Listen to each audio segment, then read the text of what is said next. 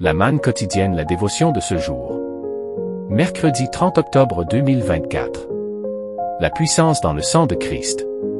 Il est conseillé de lire d'abord le texte Apocalypse 1:6. Verse C, le accent aigu est de la part de Jésus-Christ, le témoin fidèle, le premier-né des morts et le prince des rois de la terre, à celui qui nous aime, qui nous a délivrés de nos péchés par son sang. Apocalypse 1:5.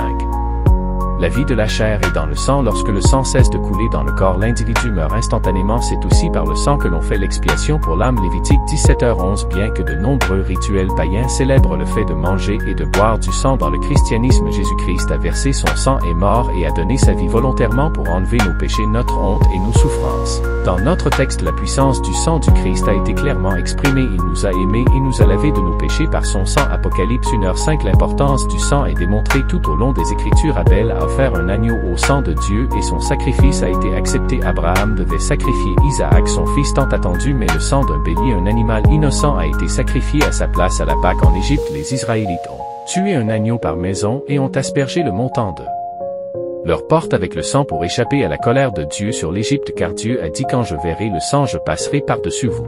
Aujourd'hui, le sang du Christ nous rachète, que vous avez été rachetés de la vaine manière de vivre par le sang précieux de Christ. 1 Pierre 1:18-19 nous met en communion avec Dieu. Vous qui étiez jadis éloignés, vous avez été rapprochés par le sang de Christ. Éphésiens 2h13 fait la paix avec Dieu en notre faveur. Il a voulu par lui réconcilier tout avec lui-même en faisant la paix par lui par le sang de sa croix. Colossiens 1h20. Il nous purifie, nous sommes mutuellement en communion, et le sang de Jésus son Fils nous purifie de tout péché. 1 Jean 1h7 et nous donne la puissance et la victoire sur le diable. Ils l'ont vaincu à cause du sang de l'agneau et à cause de la parole de leur témoignage, et ils n'ont pas aimé leur vie jusqu'à craindre la mort. Apocalypse 12h11. Il y a aussi la sanctification par le sang du Christ.